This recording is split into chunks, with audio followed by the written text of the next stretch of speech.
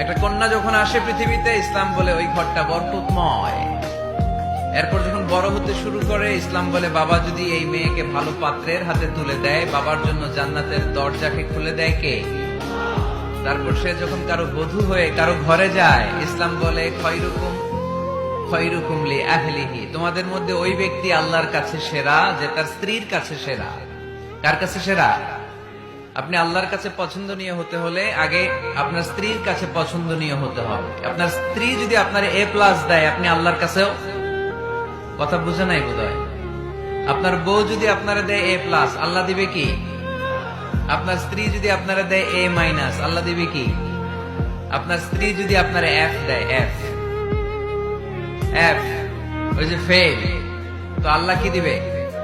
আজকে যে ভাবিরে ধরবেন, কি দিবা? কও, কি দিবা? হ্যাঁ, ওই যে বিয়া করে নাই A+। স্ত্রীদের সাথে বিষ্ণু ঈসা ইসলাম অনেক খুনসুটি করতেন, অনেক ভালোবাসতেন স্ত্রীদেরকে। আম্মাজান খাদিজাতুল কুবরা আত-তাহেরা রাদিয়াল্লাহু তাআলা আনহাকে বিষ্ণু ঈসা ইসলাম এত ভালোবাসতেন, তিনি বলতেন রুজিকতু হুব্বাহা, আমি খাদিজার ভালোবাসাকে আল্লাহর পক্ষ থেকে রিজিক হিসেবে পেয়েছি।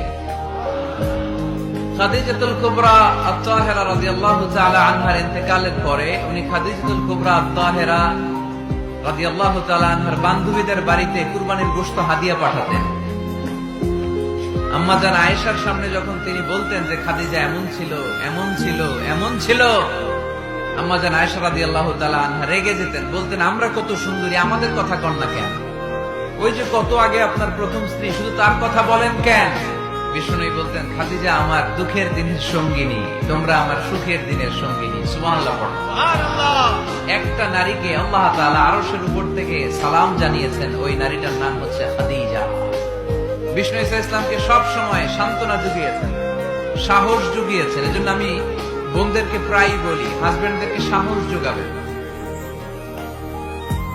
স্বয়ং আল্লাহ তাআলা সাইয়েদনা জিবরাইল মারফত জানিয়ে দিলেন, ও নবী বাশশিরু খাদিজাতা বাইতান ফিল জান্নাহ, আপনি আপনার স্ত্রী খাদিজাকে এমন একটা জান্নাতের ঘরের সুসংবাদ দেন যেটা মণি, মুক্তা, ডায়মন্ড, সাফায়ার স্টোন দিয়ে তৈরি, যে জান্নাতের ভেতরে কোনো আওয়াজ নাই, নয়েজ নাই, চিৎকার নাই, হই হুল্লোড় নাই। সুবহানাল্লাহ পড়েন। এর কারণ সাইয়েদনা খাদিজাতুল কুবরা রাদিয়াল্লাহু তাআলা আনহা বিশ্ব নবীর জন্য ওনার ঘরটাকে এরকম ঠান্ডা পরিবেশের